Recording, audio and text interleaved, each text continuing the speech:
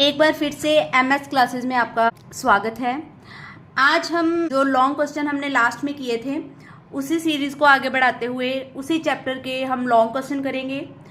तो काफ़ी 5 long question हमने लास्ट डे डिस्कस किए थे, ठीक है। अब नेक्स्ट 5 जो है वो हम आज डिस्कस करेंगे। यह क्वेश्चन भी आपको यहाँ पर पूछे जा सकते हैं जहाँ पर रिएक्शन गिवन हो या इनकम्प्लीट रिएक्शन टाइप क्वेश्चन भी आ जाते हैं कि जिसमें आपको रिएक्टेंट जो है रिएक्टेंट दिया हो और प्रोडक्ट में आपने लिखना हो। तो कुछ बेसिक जो रिएक्शन है इस चैप्टर की वो भी आप लोगों को एज इट इज आनी चाहिए ताकि आप इनकम्प्लीट रिएक्शन वाले क्वेश्चन भी अटेम्प्ट कर सको। ओके, स्टार्ट करते हैं आज का session. First question is classify the following reaction into the different type. तो यहाँ पर आपको कुछ रिएक्शन गिवन है, उन रिएक्शन को आपने क्लासीफाई करना है कि ये किस टाइप की रिएक्शन है। तो हमने वेरियस टाइप ऑफ रिएक्शन पढ़ी हैं, जैसे हमने पढ़ी है कॉम्बिनेशन रिएक्शन, ठीक है, कॉम्बिनेशन रिएक्शन, उसके बाद decomposition reaction, displacement reaction, double displacement reaction, oxidation reduction. ये इस टाइप की रिएक्शन हमने सारी डिस्कस की हुई हैं क्लास में। तो आज हमने देखना है, टेस्ट करना है खुद को कि हम आइडेंटिफाई कर पाते हैं कि ये कौन से टाइप की रिएक्शन है। जैसे यहाँ पर है सिल्वर नाइट्रेट प्लस NaCl, मतलब रिएक्टेंट हो गए 2 और उससे बन रहा है silver chloride and sodium nitrate. Silver के साथ लग गया क्लोराइड और नाइट्रेट और सोडियम, ये दोनों डिस्प्लेस हो गए। तो 2 टाइम डिस्प्लेस हो गए हैं आइंस, तो हम इसको बोल सकते हैं this is a double displacement reaction. तो first is the double displacement reaction. Okay, second अगर हम बात करें calcium oxide plus water to give calcium hydroxide, ये लास्ट डे भी हमने की थी। Calcium oxide and water 2 reactant है हमारे पास और उससे हमारे पास क्या बना है 1 न्यू प्रोडक्ट कैल्शियम हाइड्रोक्साइड। तो दिस इज अ 2 रिएक्टेंट से एक सिंगल प्रोडक्ट बना है, तो हम इसको बोलेंगे कॉम्बिनेशन रिएक्शन।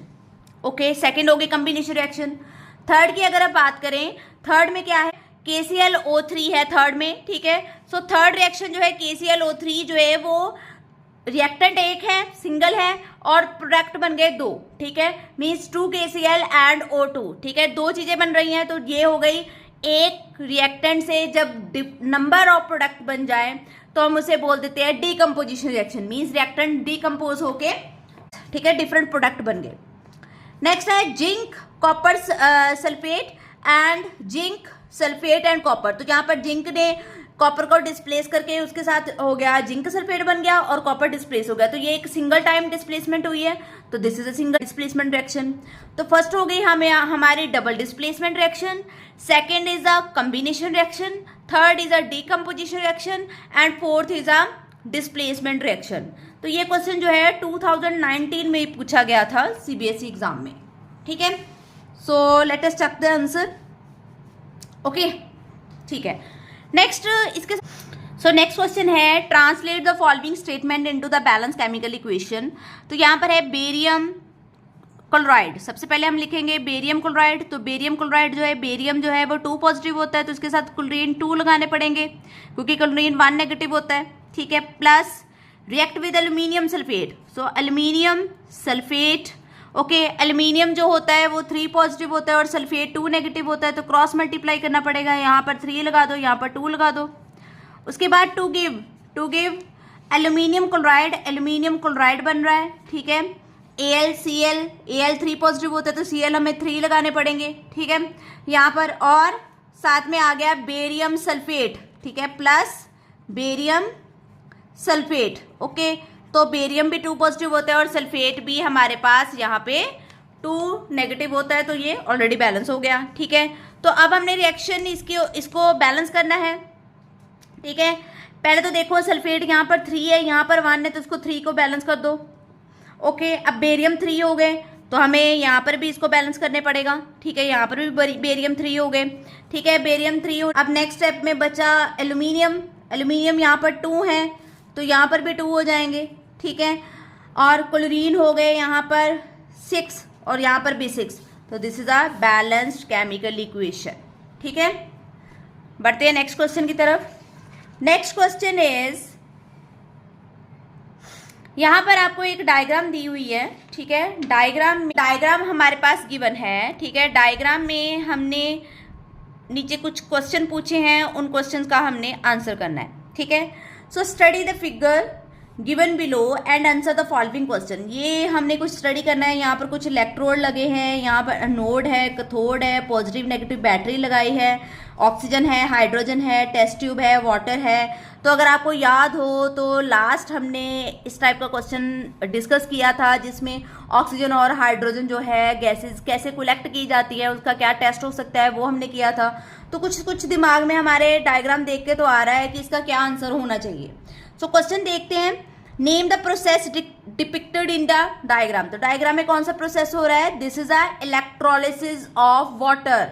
इस प्रोसेस को हम क्या बोलते हैं? That is a electrolysis of water, ठीक है। वाटर की क्या हो रही है? इलेक्ट्रोलिसिस हो रही है, ठीक है। उसके बाद अगर हम बात करें नेक्स्ट में हमने बताना है कि right the composition of anode and cathode. So anode road कौन सी ली है आपने, कैथोड रोड कौन सी ली है, वो आपने कंपोजिशन बतानी है। So anode is a carbon electrode and cathode is a graphite electrode. तो एनोड होगी यहाँ पर कार्बन और कैथोड होगी यहाँ पर ग्रेफाइट, ठीक है। ये हो गया, इलेक्ट्रोड लगे हैं, ठीक है। उसके बाद थर्ड क्वेश्चन है write the balance chemical equation of the reaction takes place in this position. तो यहाँ पर आपने बैलेंस केमिकल इक्वेशन लिखनी है, ठीक है। तो हमने यहाँ पर लिया है वाटर की हुई है इलेक्ट्रोलिसिस। तो वाटर आपके पास है, तो वाटर से आपके पास बन रहा है H2 प्लस O2। एक ट्यूब में हाइड्रोजन जो है कलेक्ट हो जाएगी और एक ट्यूब में ऑक्सीजन कलेक्ट हो जाएगी, ठीक है। तो हमने इसको कर देना है बैलेंस। तो 2 मॉलिक्यूल यहाँ पर इसके लिए, 2 यहाँ पर लिए हैं, तो इलेक्ट्रिक करंट आपने पास करवाया है, ठीक है। और उसकी हेल्प से ये H2 और O2 में बन गया है। तो this reaction is also called decomposition reaction. Next right कर दी हमने बैलेंस इक्वेशन, ठीक है, done. This is and the next is the reaction does not takes place if a few drop of dilute sulfuric acid are not added to water। तो अगर हमें last question याद हो तो जब हमने इलेक्ट्रोलिसिस की थी तो इलेक्ट्रोलिसिस में हमने कुछ ड्रॉप ऑफ सल्फ्यूरिक एसिड डाली थी उसमें। तो क्वेश्चन यहाँ पर है कि ये रिएक्शन तब तक पॉसिबल नहीं है जब तक हम डिल्यूट सल्फ्यूरिक एसिड डालें, ठीक है, वाटर में, ठीक है। तो डिल्यूट सल्फ्यूरिक एसिड डालने से ही रिएक्शन पॉसिबल होगी।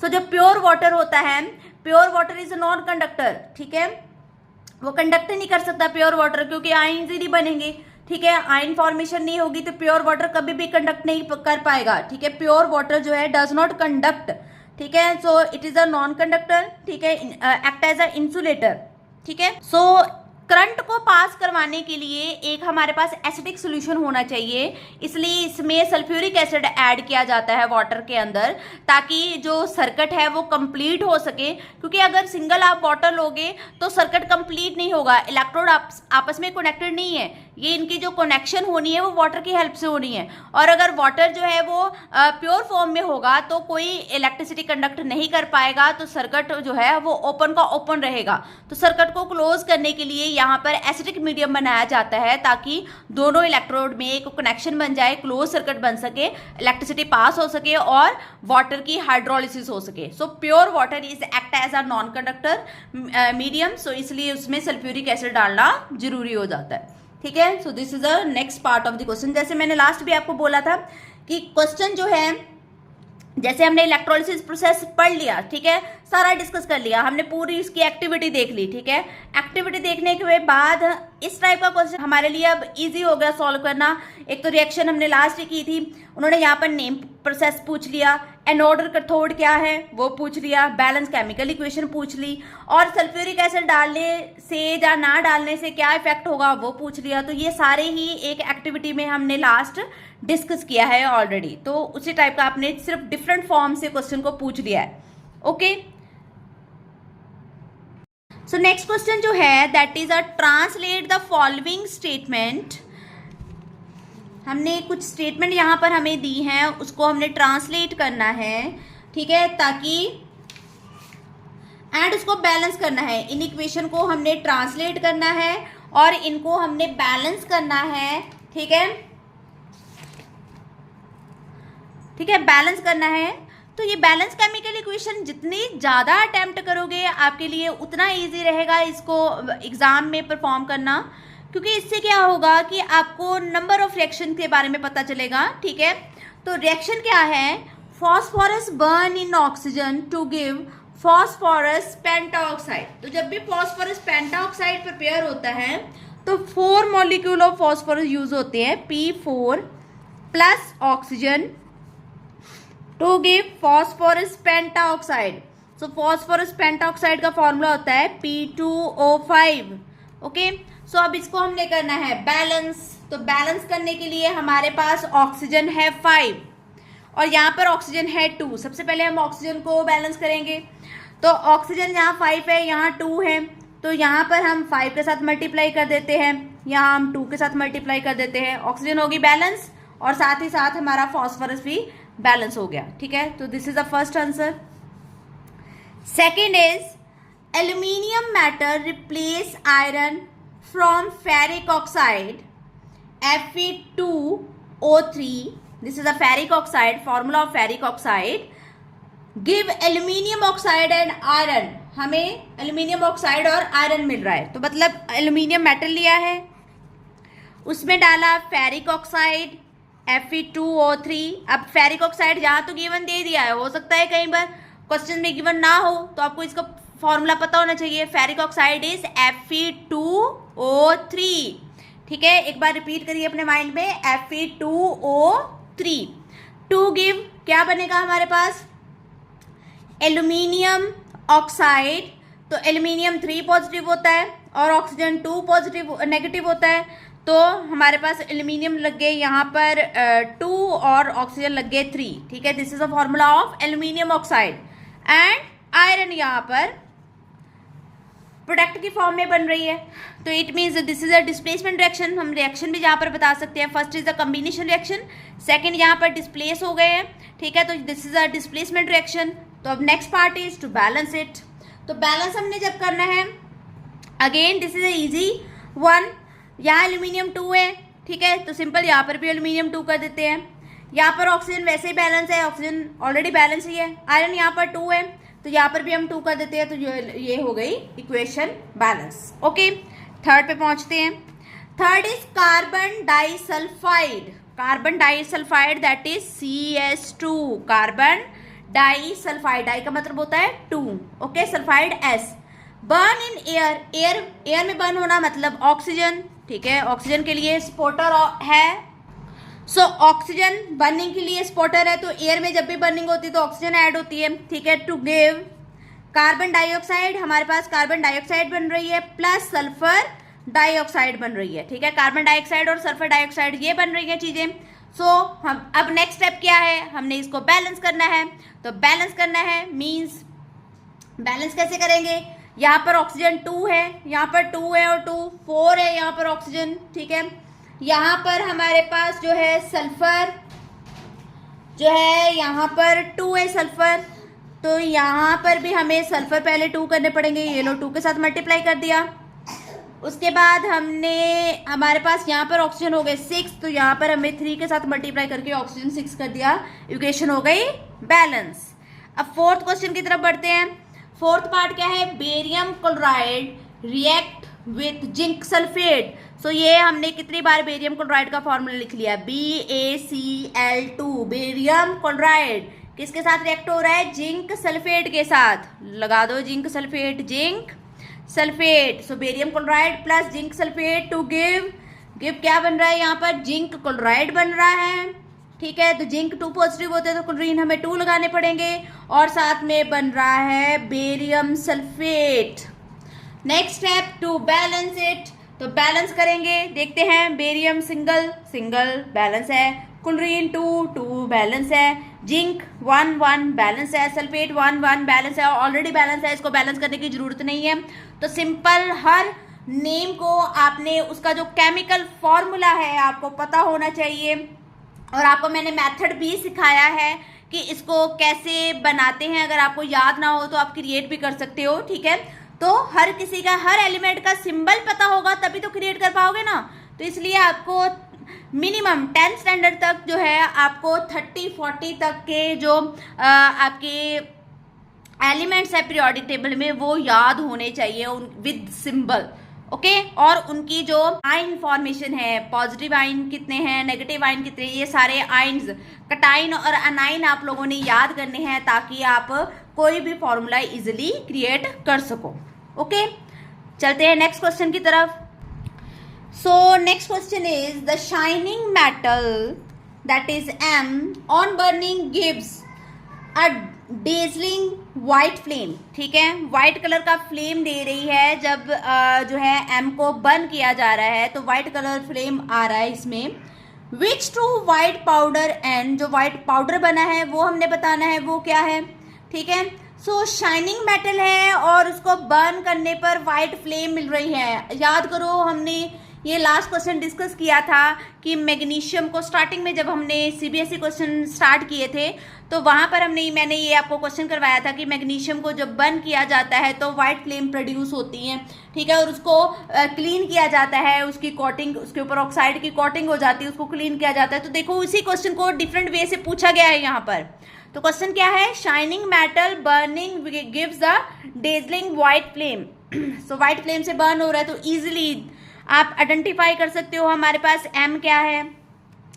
क्वेश्चन क्या है, identify M and N. M तो सिंपल हमारे पास मैग्नीशियम है और एन हमारे पास क्या है, जो पाउडर व्हाइट कलर का पाउडर बनता है that is magnesium oxide. First question का आंसर हो गया।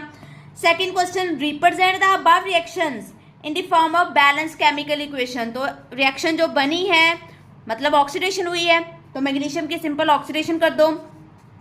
ऑक्सीडेशन की तो हमारे पास क्या बन गया, मैग्नीशियम ऑक्साइड। हमने बैलेंस जरूर करना है रिएक्शन को। यहाँ पर ऑक्सीजन 2 है, यहाँ पर भी हमने 2 कर दिए, मैग्नीशियम 2 हो गए तो यहाँ पर भी इसको 2 कर दिया। बैलेंस करना इजी हो गया।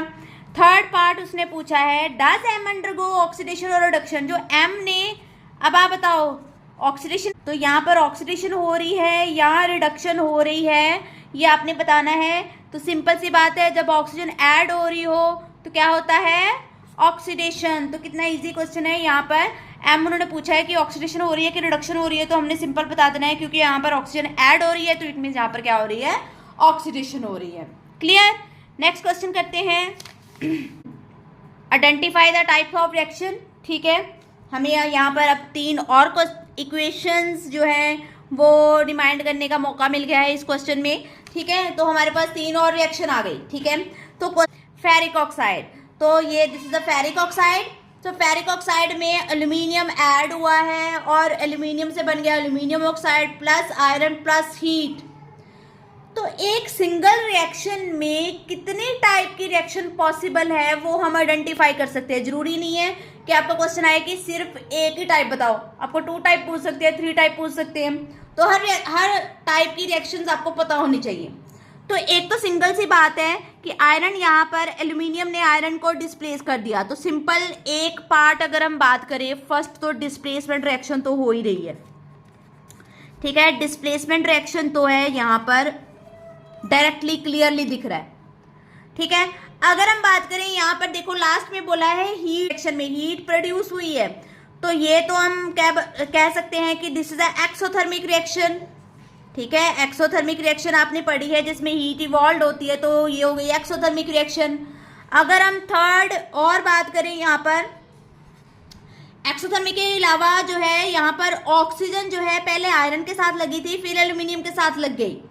तो यहाँ पर जो है एल्यूमिनियम की अगर बात करें तो एल्यूमिनियम ऑक्सीडाइज हो रहा है और आयरन से ऑक्सीजन रिमूव हो गई तो आयरन क्या हो रहा है, रिड्यूस हो रहा है। तो ऑक्सीडेशन और रिडक्शन भी हो रही है, तो हम इसको क्या बोलते हैं, रिडॉक्स रिएक्शन। क्या बोलते हैं, रिडॉक्स रिएक्शन। अगर हम बात करें यहाँ पर जब हीट प्रोड्यूस होती है, इट मीन जो आयरन प्रोड्यूस हुआ होगा वो मोल्टन स्टेट में प्रोड्यूस हुआ होगा, so this is also called a thermite reaction. तो इसको थर्माइट रिएक्शन भी बोलते हैं। ठीक है, नेक्स्ट बी में क्या पूछा है, बी इज लेड नाइट्रेट और बन गया साथ में potassium iodide to give lead iodide and potassium nitrate. अब पहले लेड के साथ लगा था नाइट्रेट, बाद में हो गया आयोडाइड, पोटाशियम के साथ लगा था आयोडाइड, बाद में होगा नाइट्रेट। तो सिंपल ये हमें देखने में पता चल रहा है, ये this is a double displacement reaction. Third reaction की अगर हम बात करें, this is a zinc chloride, तो this is a zinc carbonate. Zinc carbonate को हीट किया, जिंक कार्बोनेट से बन गया zinc oxide plus carbon dioxide. तो जिंक ऑक्साइड और कार्बन एक रिएक्टेंट जो है वो उससे जो है हमें 2 प्रोडक्ट मिले हैं, ठीक है। तो it means this is a decomposition reaction. तो यहाँ पर जो है 3 सेट ऑफ इक्वेशन है। जो फर्स्ट इक्वेशन में नंबर ऑफ रिएक्शंस जो हैं, नंबर ऑफ टाइप्स बन रही हैं, यहाँ पर डिस्प्लेसमेंट भी इसको बोल सकते हैं, एक्सोथर्मिक रिएक्शन भी बोल सकते हैं, ऑक्सीडेशन भी हो रही है, यहाँ रिडक्शन भी हो रही है, थर्माइट रिएक्शन भी हो रही है, सेकंड में डबल डिस्प्लेसमेंट हो रही है, और थर्ड जो रिएक्शन है that is a decomposition reaction. So these our today's 5 question, ठीक है, लॉन्ग क्वेश्चन। ये मतलब किसी भी टाइप से ऐसे क्वेश्चन जो है आपको पूछे जा सकते हैं। लास्ट हमने जो क्वेश्चन पढ़े थे वो काफ़ी यहाँ पर रिपीट हुए हैं बट इन डिफरेंट फॉर्म, ठीक है। तो आगे और क्वेश्चन करेंगे, ठीक है, लेके आएंगे आपके लिए और एक्स्ट्रा क्वेश्चन आगे और टफ की तरफ बढ़ते हुए, ठीक है। आज के लिए बस इतना ही, थैंक यू।